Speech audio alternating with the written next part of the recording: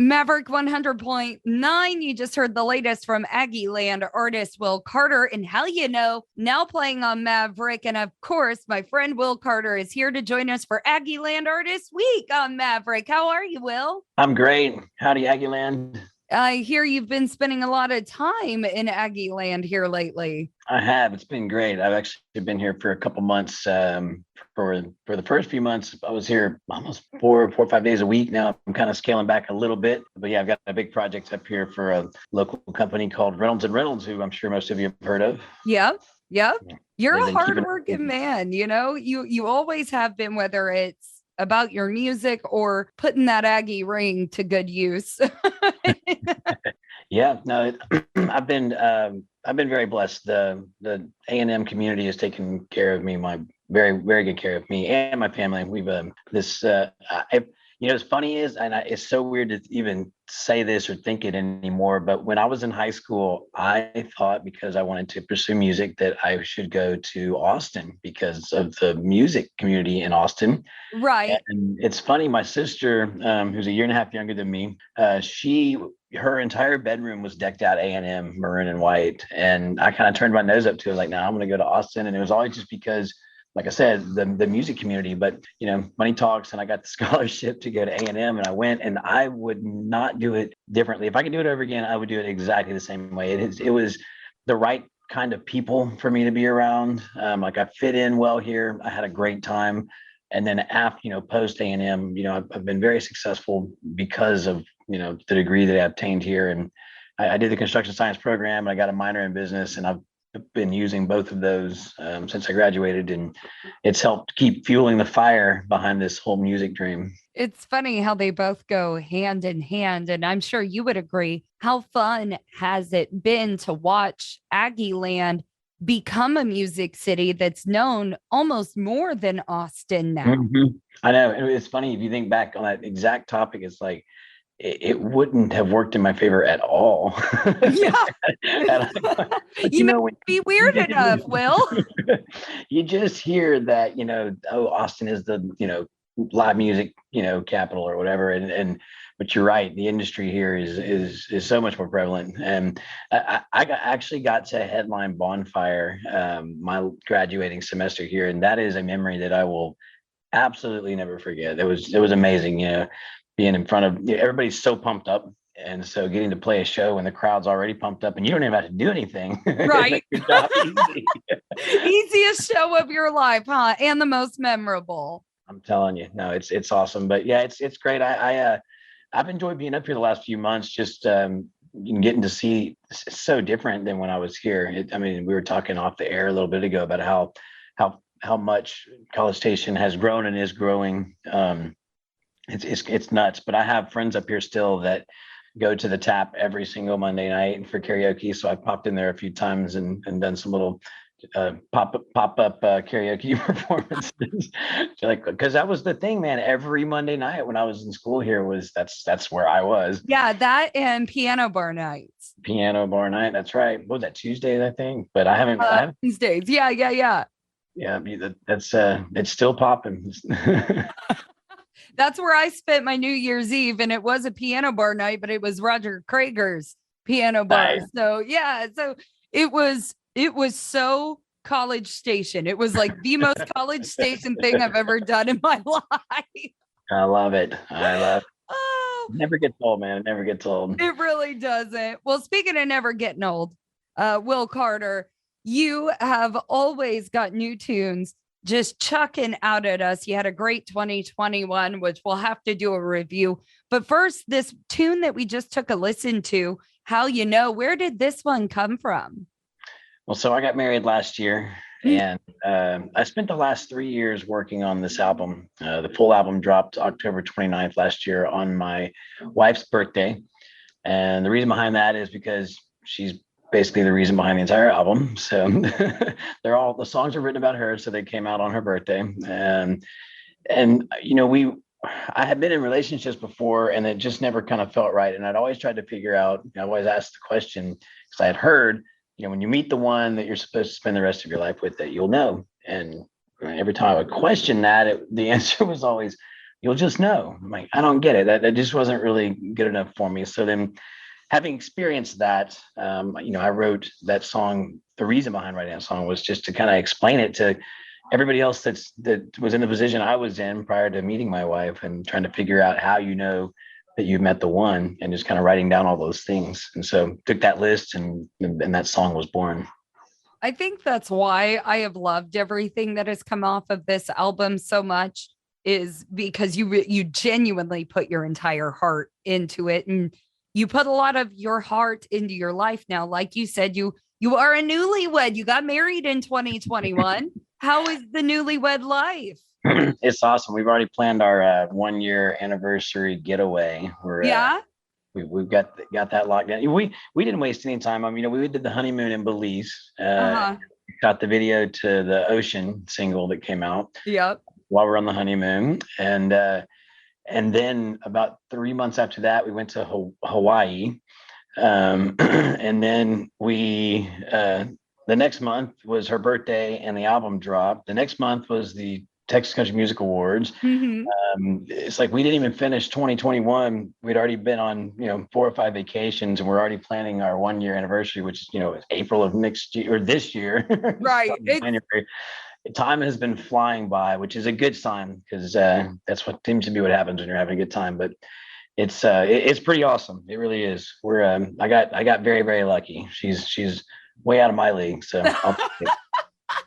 Well, she is a very, very special girl. I know her personally. So, shout outs and big love to the doctor. We love her. And, with all those big things happening in 2021, have you put any goals out for 2022? Where do you think this year is going to take you?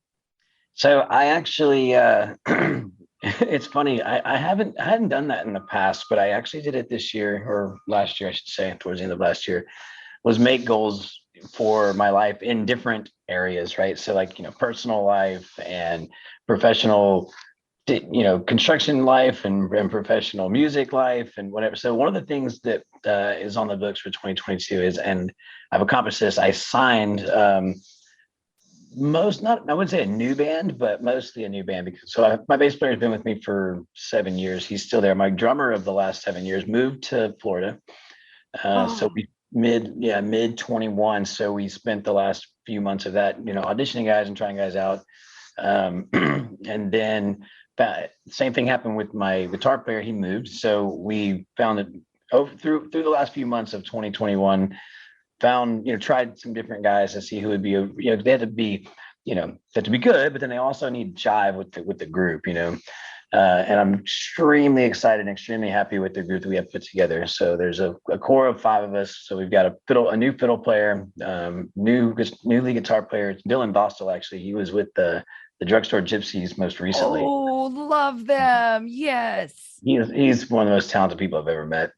So the fiddle player sings and has played fiddle with Reba, and he's a big name. So he's been around. Dylan sings.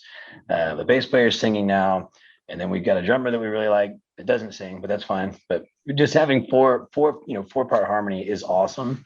Yeah. And then having the fire on the guitar and the fire on the fiddle has been great. So, anyways, I've signed these guys for this is the first time I've ever done this. I actually signed them for a year. So for the goal, obviously, now is to get outside of I'm from the Houston, Katy area. So get cover the whole state this year, you know what I mean? And surrounding. So we've done pretty well so far. We booked the big NIOSA festival in San Antonio. We booked a 3-day run in New Mexico the last weekend of January, which is going to be a ton of fun. Yeah. Just starting to fill up those dates on the road. So I want this to be my biggest on the road year yet. The last 2 years, we've added more and more out of town dates. That's the big goal, is you want to get in front of those other audiences around the state, because it's one thing to play. It's good to play locally, but we've been doing that. Like it's good. It's there. Right. Great goal. I had this talk with another Aggieland artist this week, and that's growth. You don't always have to pinpoint one thing that you just that you just need or yada, yada, yada. You can grow your entire life. You can grow your even a same goal. That has always been your same goal. But right now you are pushing yourself to make that goal bigger. That's Make right. it farther away, make it farther to reach. Right. You can still accomplish that in 2022. I'm stoked about it. Now I want to go see the whole band. Of course, I think I did see a lot of them back in November, didn't I? You did. We actually did a with this new album. So a few years ago when we came, I think it was 2019 when we came out with the Good Bad Idea album, I had brought down Tom Jackson's team and had them help us script and choreograph the whole show. But now with the new album, we kind of have to start all over. So we added the entire new album to the set. And then of course, a few of the favorites from the last two albums. But that being said, we had to redesign the whole show. So we spent about 6 weeks working on the whole staging and choreography and scripting of this new show. And we busted it out for the first time at the TCMA weekend in the Stockyards. And it was off the chain. I mean, the guy that runs the Stockyards came up to me the next night at the award show and said, anytime you guys want to play the Stockyards, you just let me know and we will put up a stage for you. Oh, like, God. we've never seen anything like that before because we, opened the show with everybody wearing a bunch of light up sunglasses and stuff and standing out in the crowd on top of the tables and, just come out with a bang. Right. It was huge. People did not stop talking about it at all. Like it was so big. And of course, that same weekend, that same night, I was running around the Stockyards doing interviews and had to miss parts here, miss parts there. Darn Corliss, I can't ever just sit down and stop working. Even if you could, you wouldn't. You're like me. Exactly. Yeah, it says the guy with literally 2 full-on careers. Like not just like working several jobs. Will Carter has built like 2 different empires that he has to be the boss of, and which you will forever be my hero for that. I will always look up to you for that. One day, hopefully, the Corliss empire will exist just like it does with Will Carter. You are my what is it? My muse. You're my muse, Will. Don't forget that old saying, heavy is the head that wears the crown. Okay? Oh. I've learned that to respect that saying on a much deeper level over the last 3 to 4 years. It's but again, like I said, I'm just like you. Even if I couldn't use that excuse that I had to be everywhere all the time as an excuse, then I would still be everywhere all the time just because that's just my personality. So I use it as an excuse, but really it's just a mask. It's genuinely who I am. And so, I hate the question if somebody asks you if you have hobbies. Oh, I never know how to answer that question because the only thing I could say is a hobby of mine is watching TV and movies. Yeah, you're right. And it's funny, I never used to watch TV ever. And then when I got engaged, we have started, my wife and I have now, after the day is done, which for me is usually around 7. For her, it's like 9. Right. Or 10 even sometimes. But even if it's 30 minutes or an hour, like, we've tried to, okay, I want to pick a show or watch a movie or whatever. I've gotten into that now. But prior to that, it was funny, I would come home from school. My family, we would all eat dinner together. And then my mom and my sisters and everybody would sit on the couch and they'd watch Friends or whatever their TV show was. And, I would finish dinner and then I would go to my buddy's house to work out. Then I would come home and I'd be upstairs in my room, either finishing homework or playing music. That's what I did every single night. And people don't realize that those of us that are in the entertainment life, we don't, our life, well, first off, it's incredibly busy and we are pulled in all different directions. So free time doesn't necessarily exist. And then when you do have free time, I sure as heck don't want to spend it entertaining or or creating art. I used to love art. Now that's work. I don't want to make art. Right. I want to be lazy and hug my dog and, smell her stinky breath while I'm trying to binge watch This Is Us. Like I'm good.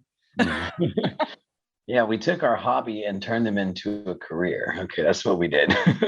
Here's the pat on the back for us. Kids, you can live your dreams. You really, really can. Will and I are perfect examples of it. But just remember, eventually it does become work. Yep, love it or hate it. Love it or hate it. Oh, well, this It's is, fun oh, work. go ahead. I'm saying it's work, but it's fun work. It is. It really is. And of course, the best part of my job is I get to meet the coolest people in the world and I get to catch up with you. So thank you for the review. I know life has just been beautiful for you, but I'm wishing an even more wonderful 2022. Will Carter, everybody, you can get his brand new single, How You Know, and definitely go check out his tour this year.